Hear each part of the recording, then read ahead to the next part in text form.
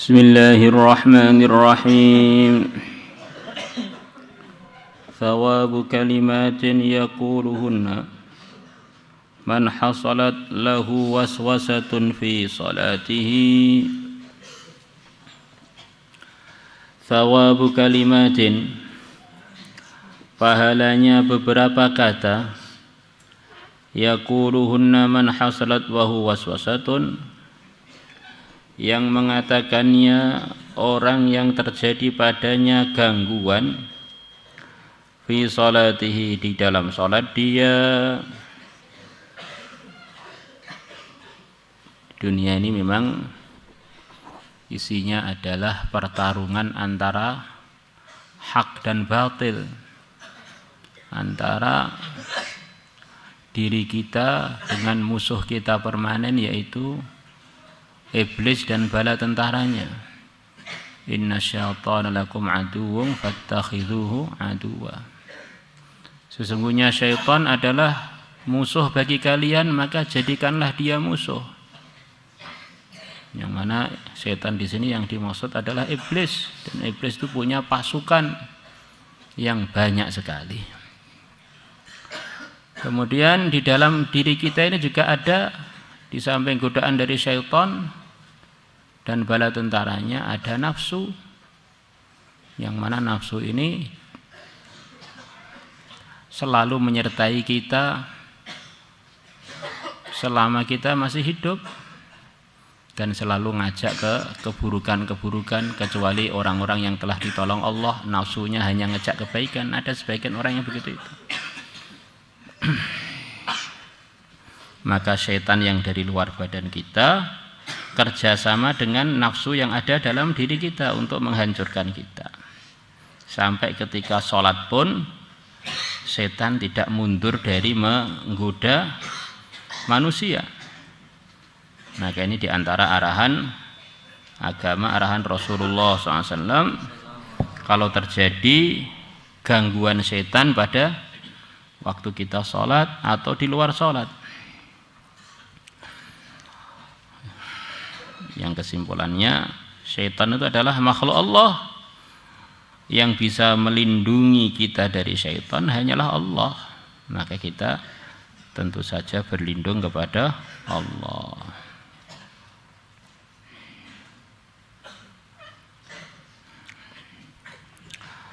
Bismillahirrahmanirrahim. Qala Allah Ta'ala, Allah Ta'ala telah berfirman, wa imma yanzaghannaka, dan tatkala sungguh menggoda kamu, menyerang kamu, minasyaitani, dari syaitan, nazghun, godaan, serangan. Ketika syaitan menyerang kita, fasta'id, maka berlindunglah kamu billahi, dengan Allah. Begitu ada serangan syaitan kepada kita, arahan agama adalah supaya kita minta perlindungan kepada yang maha kuasa, kepada Allah. Innahu, sesungguhnya Allah, sami'un, zat yang maha mendengar, alimun, yang maha mengetahui. Qala Allah Ta'ala, wa an Uthman ibn Abil As, ibni Abil Asi radhiyallahu anhu, annahu, bahwasanya Uthman, ata, beliau telah datang, an-nabiyya, kepada Nabi sallallahu alaihi wasallam.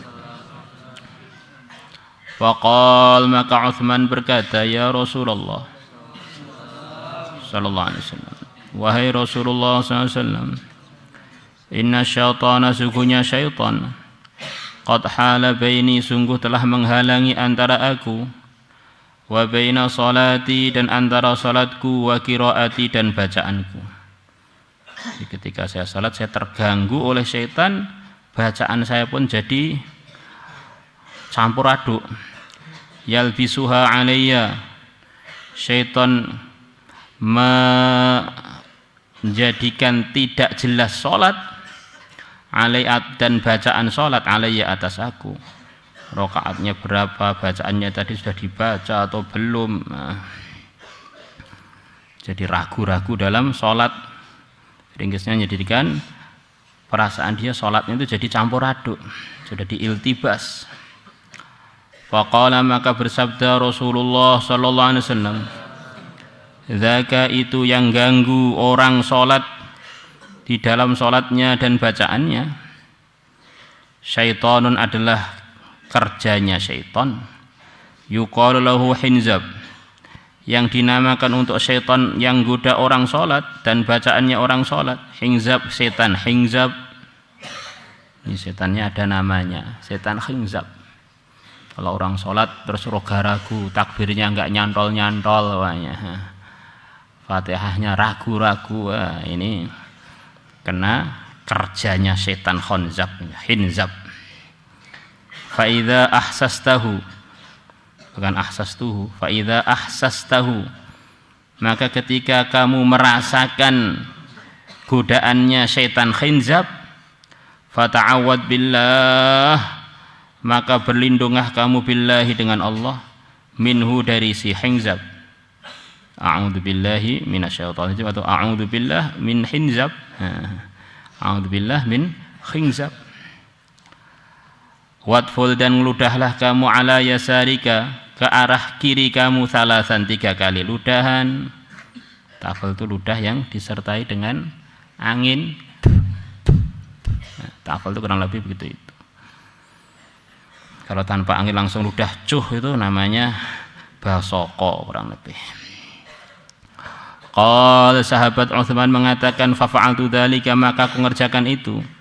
Setiap terasa mau digoda oleh hinzab, baca ta'awud, terus kemudian ngeludah ke kiri 3 kali. Fa adhabahu Allahu anni, maka Allah menghilangkan godaan hinzab anni, dari aku.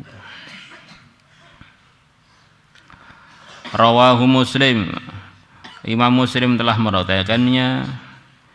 Hinzab bi kasril kha, dengan kasrahnya kha, al mu'jamati yang di titik 1, wa iskanin nun, dan sukunnya nun, wa fathir ra, dan wa akhiruhu, wa fathiz za, dan fathahnya za, wa akhiruhu, dan akhirnya kata-kata hinzab baun muwahhadatun, ba yang tertitik 1. Thawabu adzkarin aqibal maktubat, pahalanya beberapa zikir yang dikerjakan selepas mengerjakan sholat fardu. Kesimpulannya, di antara arahan agama, dan itu dikerjakan oleh Nabi dan para sahabat selalu setiap hari 5 kali, adalah selepas sholat itu enggak langsung pergi, tapi lepas sholat itu zikir dulu. Selepas sholat fardu, maka orang kalau selepas sholat fardu langsung pergi, itu tidak mengamalkan satu kebiasaan Nabi yang diikuti para sahabat rutin harian sepanjang umur. Di salam kelepat tuh kayak yang dalile, kecuali kalau kerosong ngising beda lagi ya.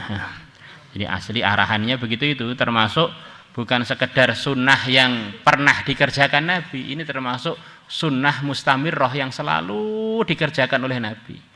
Maka harganya tentu saja berbeda dengan yang sekedar pernah dilakukan Nabi atau pernah diperintahkan Nabi. Ini diperintahkan dan dicontohkan sepanjang umur. Termasuk diantaranya selepas sholat fardu wiritan. Allah.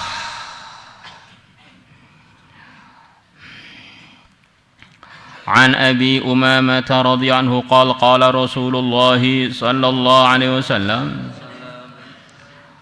Nabi Rasulullah SAW bersabda, man qara'a, barang siapa membaca ayatul kursi, membaca ayat kursi, dubura kulli salatin, di belakang setiap salat fardu. Kenapa kok saya artikan salat fardu? Babnya Hafidz Dimyati Aqibal Maktubat itu maksudnya beliau memberikan isyarat salat-salat yang disebut di sini ini maksudnya salat fardu. Bukan sekedar salat, yang dimaksud di sini adalah salat fardu. lam yamna'hu, tidak menghalangi dia, min dukhulil jannah, dari masuk surga, illa ayyamuta, kecuali dia mati. Jadi maka di antara amalan yang kita kerjakan setiap salat fardu, selepas baca istighfar, baca yang lain-lain, kita selalu nyertakan ayat kursi. Di antaranya biar mendapatkan fadilah yang barusan kita baca ini. Siapa yang baca ayat kursi di belakang setiap salat fardu, tidak menghalangi dia dari masuk surga selain kematian dia. Maksudnya bagaimana? Maksudnya banyak. Di antara maksudnya, Allah akan jadikan dia orang soleh, begitu mati layak masuk surga. Di antara maksudnya, Allah umpama dia ini kurang soleh, ditolong oleh Allah untuk bertobat, akhirnya begitu mati layak untuk masuk surga. Jadi ringkasnya, dia ini dijamin wafat husnul khotimah, masuk surga. Di antara dia dengan surga mati saja jaraknya. Maka kalau kita ini kurang bisa mengendalikan diri, mengendalikan nafsu, mungkin di antara sebabnya karena kurang rutin baca ayat kursi setiap lepas sholat fardu. Apalagi hari-hari ini hari lembab, lepas Jumatan, lepas sholat fardu, sebagian pelajar langsung berdiri. Jadi akhirnya langsung ditempelai demit. La ilaha illallah. Sepertinya lama belajar, ternyata tidak pernah meraktekkan pelajarannya. Kalau pas sholat subuh ini enggak terjaga dari syaitan, akhirnya lepas zuhur juga diteruskan enggak wiridan, lepas asar begitu juga, akhirnya sempurnalah jadi temannya syaitan. Lalai akhirnya jadi numpuk lalainya, akhirnya jadi temannya setan, lama-lama nakal-nakal sampai setan pun perlu belajar nakal pada dia. Rawahun Nasa'i, Imam Nasa'i telah meriwayatkan hadis tadi, wa Tabarani, dan Tabarani. Wa zada fi riwayatin, dan beliau telah menambahkan dalam sebuah riwayat, wa qul huwallahu ahad, dan dia membaca surat qul huwallahu ahad. Di dalam riwayat yang lain ada tambahan, selain ayat kursi membaca surat qul huwallahu ahad. Dan tidak disebutkan berapa kali. Berarti ayat kursi andaikan sekali sudah masuk dalam janji itu. Surat Ikhlas begitu juga, sekali sudah masuk dalam janji itu. Wa isnadur riwayataini, dan sanadnya dua riwayat itu, riwayat ayat kursi, riwayat kedua ayat kursi dan qul huwallahu ahad, ala syartis sahih, memenuhi persyaratan hadis sahih.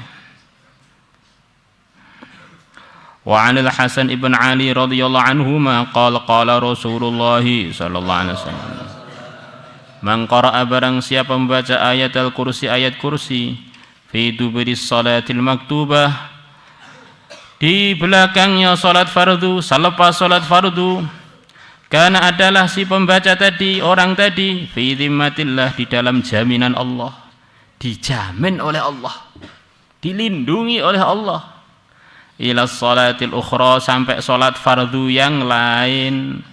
Kalau membaca subuh sampai zuhur, zuhur berarti sampai asar, asar berarti sampai maghrib, maghrib berarti sampai isya, isya sampai subuh, akhirnya dilindungi Allah terus. Masya Allah. Rawahu Tabarani, Imam Tabarani telah meriwayatkannya, bi isnadin hasanin, dengan sanad yang hasan. Setelah diamalkan? Jangan dibiasakan salam kelepat, nanti kalau jadi demit repot semua. Salatullah salam